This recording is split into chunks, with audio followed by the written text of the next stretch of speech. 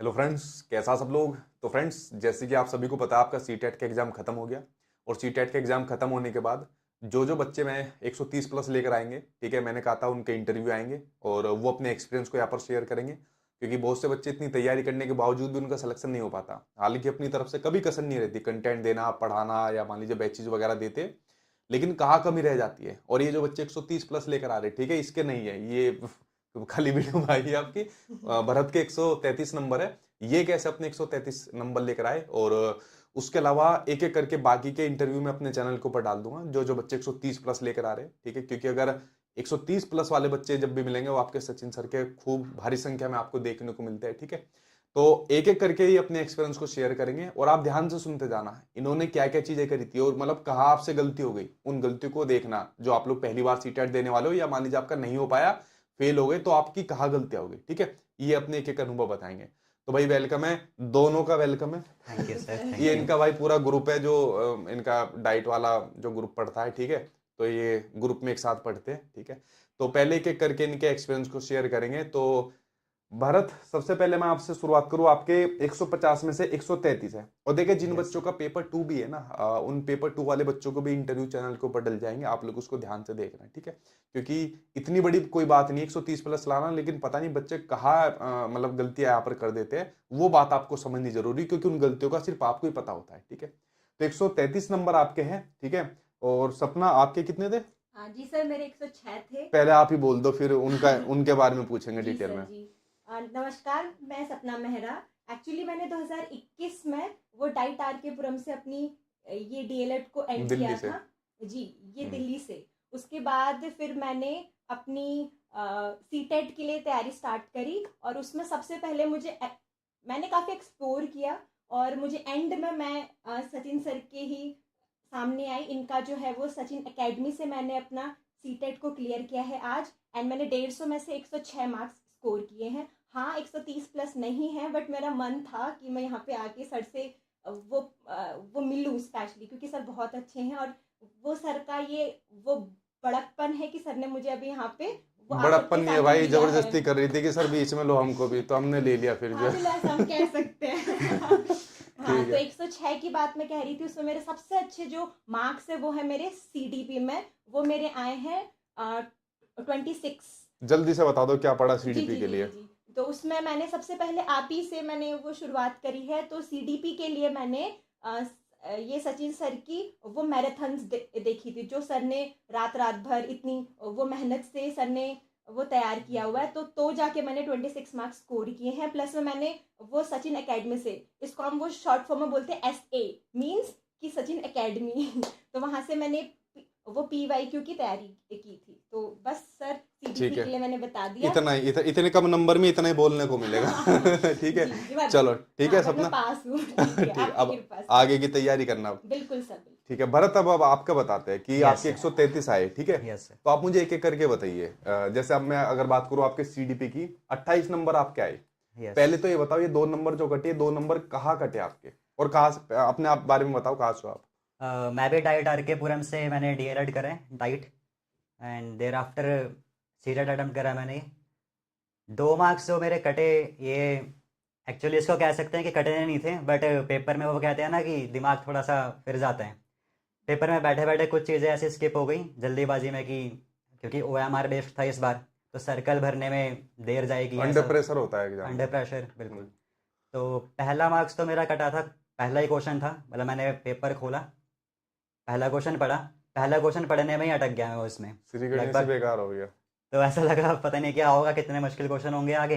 But मैंने उसको skip करा, 1-2 मिनट उस पर दिया मैंने कि नहीं आ रहा, चलो छोड़ो, बाद में देखेंगे कौन सा इसको। था? पहला क्वेश्चन था ये ओरिएंटेशन वाला, मास्टरी ओरिएंटेशन करके अच्छा, क्वेश्चन था। Master oriented. कि मास्टरी ओरिएंटेशन, अगर कोई बच्चा है मास्टरी ओरिएंटेड, तो वो सक्सेस और फेलियर के लिए किस चीज़ को क्रेडिट देगा। ठीक है, और तो दूसरा जो कटा? सेकंड क्वेश्चन मेरा था सेंसिटिव पीरियड का। हम्म। इसमें एक केस बेस्ड क्वेश्चन था, सीटेट में ऐसे आते हैं क्वेश्चन केस बेस्ड, कि अगर एक बच्चा ऐसी पीरियड में है कि वो अपने स्टिमुलाई को लेकर बहुत ज़्यादा सेंसिटिव है, हम्म। तो क्या होगा। आंसर था उसका क्रिटिकल पीरियड, बट वो क्वेश्चन पेपर में पढ़ा मैंने कि सेंसिटिव है बच्चा, तो आंसर सेंसिटिव कर दिया था। तो दोनों क्वेश्चन ही ऐसे थे कि आते थे मेरे को, क्रिटिकल पीरियड पता था कि क्रिटिकल होता है पीरियड वो। चाइल्डहुड वाला। अच्छा, सीडीपी की जो क्वेश्चन की जो लैंग्वेज आई थी, पूछने का तरीका बहुत जबरदस्त था इस बार वाले का। ये तो बिल्कुल मैंने पीवाईक्यू हाँ। में भी देखा था होता, लेकिन इस बार भी कुछ ज़्यादा ही, मतलब सीटेट ऐसा कह सकते हैं हर लेवल में प्रैक्टिकलिटी की ओर ज़्यादा ज्यादा जा रहा बढ़ है रहा ज़्यादा। है।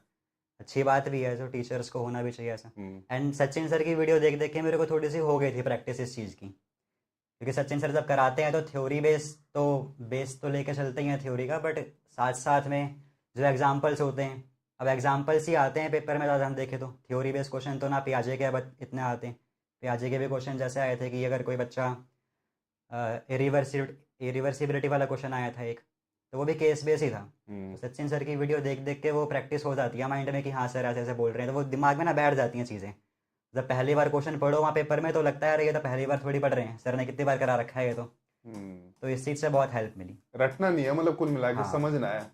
यस। एक लिमिटेड सिलेबस आपका, वो उसी में से एग्जामिनर क्वेश्चन पूछता है, बट सारे आपके समझ आधारित होते हैं। यस। तो आपने सीडीपी के अंदर क्या पढ़ा, मतलब सिर्फ जो 28 नंबर आए? सीडीपी के लिए पहले मैंने सोचा था कि बैच लूँ, बट देन ऐसा नीड लगा, मैंने पीवाईक्यू थोड़े से एनालाइज करे तो लगा कि मेरा हो जाएगा अगर मैराथन भी देखूँ। मैं तो मैराथन्स देखी थी मैंने सर की। मैराथन्स में ये स्पेशली जैसे सर भी पढ़ाते हैं ईवीएस के लिए, तोमर सर थे एक, तो उनकी जो मैराथन्स इतनी लॉन्ग लॉन्ग, अगर आप चैनल पे देखोगे जाके 7 घंटे 11 घंटे अलग अलग टीचर्स पढ़ा रहे हैं, तो हम तो बैठ बैठ के ऐसे सोचते थे यार वीडियो शुरू करने से पहले ही इतनी लंबी वीडियो देख भी पाएंगे एक बार में। और जब स्टार्ट करी वीडियो तो उसमें लगता था टीचर जो पढ़ा रहे हैं लगातार, हम क्यों नहीं पढ़ सकते। तो वो देख कर भी मोटिवेशन आता था कि यार करना है बेशक बीच में थोड़ा गैप दे लो, लेकिन 7 घंटे की वीडियो है, 11 घंटे की मैराथन है, तो मोटिवेशन आता था उस चीज़ से कि यार सर पढ़ा रहे हैं और भी टीचर्स जो हैं वो सब पढ़ा रहे हैं, मैराथन करा रहे हैं, तो हम क्यों नहीं कर सकते। तो उससे मोटिवेशन आया, काफ़ी फ़ायदा भी हुआ इससे।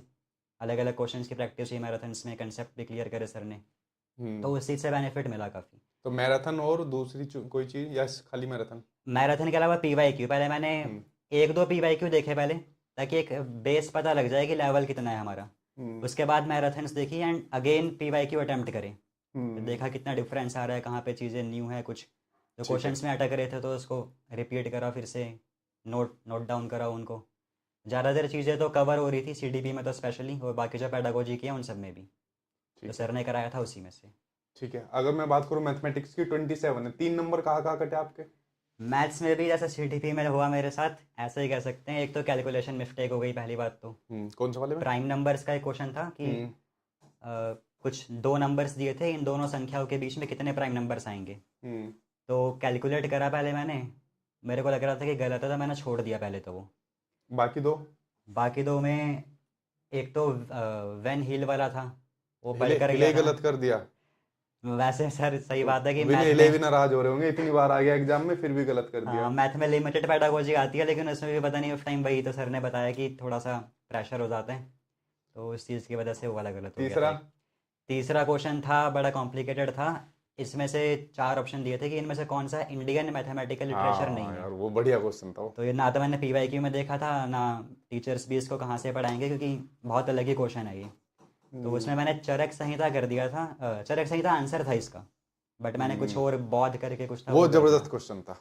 मतलब कंफ्यूजिंग भी था, एक तो जानकारी भी उसमें होनी चाहिए पूरा, और समझ पर आधारित था। हिस्टोरिकल भी था थोड़ा सा कि पता होना चाहिए पहले कौन कौन से लिटरेचर लिखे हुए हैं। तो न्यूमेरिकल कैसे पढ़े फिर आपने, मैराथन देखे?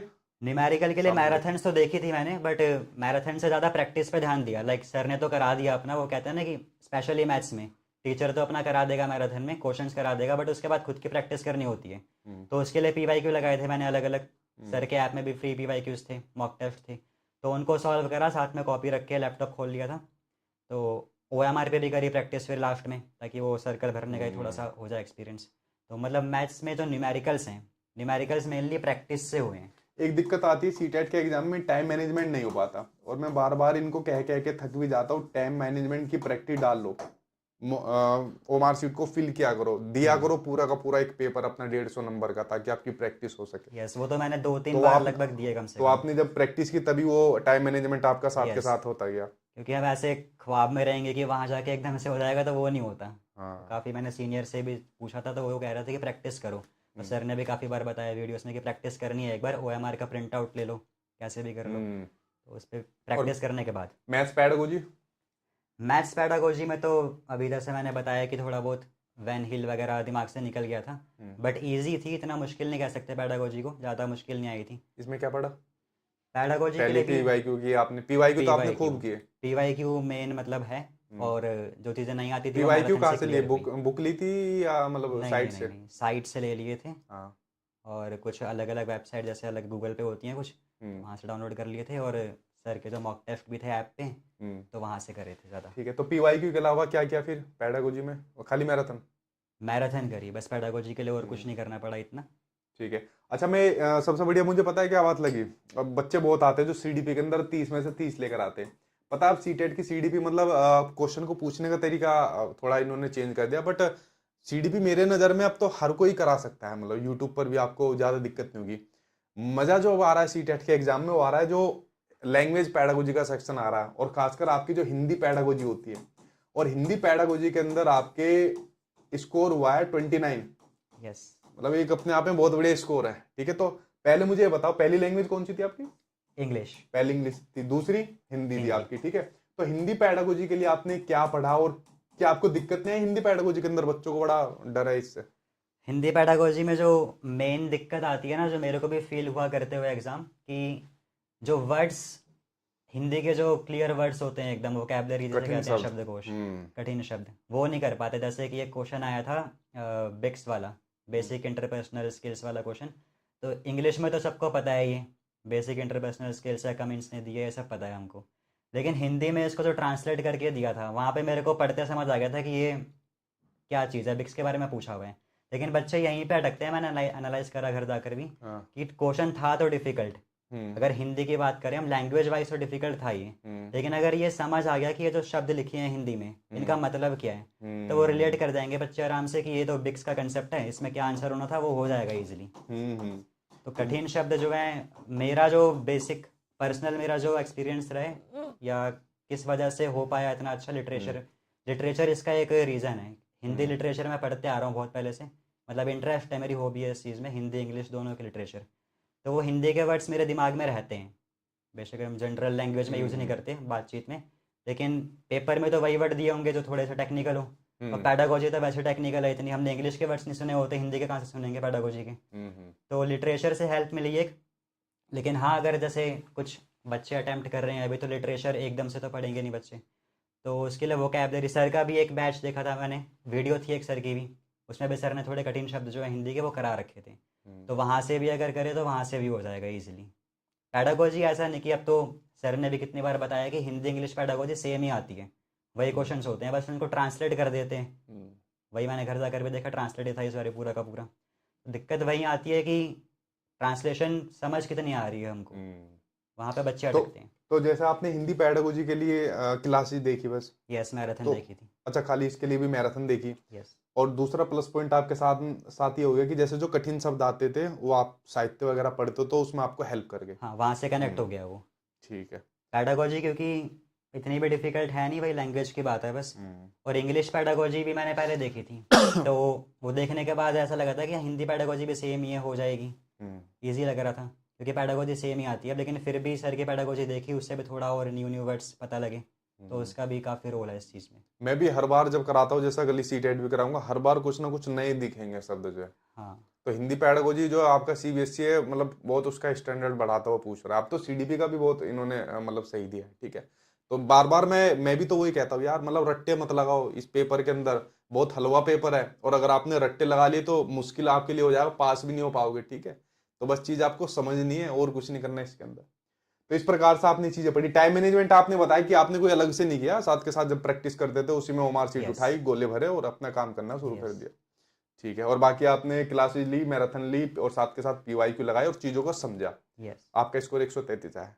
ठीक है भाई, आपको भी ये करनी है, और इस एग्जाम के लिए दुनिया भर की चीजें तो आपको नहीं करनी। अभी कुछ बच्चे एक एक करके आते जाएंगे, पेपर 2 के बारे में भी बताएंगे, इंटरव्यू में डालता जाऊंगा। ठीक है, आप लोग उनके भी एक्सपीरियंस सुनना यार, ये आप में से ही आते हैं ये लोग जो आपके आते हैं। ठीक है, जो इतना स्कोर लेकर आते हैं। तो थैंक यू भाई भरत, आपने अपने एक्सपीरियंस को शेयर किया।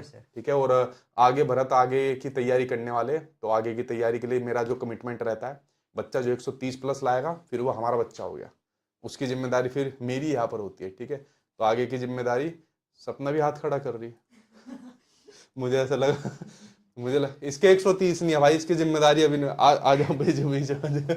ठीक है, इसके 130 नहीं है तो इसकी जिम्मेदारी थोड़ी सी कम लेंगे हम, ठीक है, भरत की पूरी उठा लेंगे अभी, ठीक है। तो ये सब चीजें, तो भरत यार गिफ्ट लाए थे हमारे लिए। यस सर, ये क्योंकि यार ऐसा तो हम है नहीं किसी को पैसे वैसे देते, जैसे रैंक होल्डर हमारे पास आए थे, किसी के फादर ने कह दिया भाई पैसे कितने दोगे, तो हम तो यही गिफ्ट देते हैं बच्चों को, अपनी तरफ से कोर्सेज या एजुकेशन का खर्चा उठा लेते हैं, जो जो अपने हम लोग यहाँ पर देते हैं, ठीक है। बाकी ये तो गंदी चीज है, पैसा वैसा देना। तो बाकी थैंक यू भरत, आप क्या लेकर आए हो, ठीक है।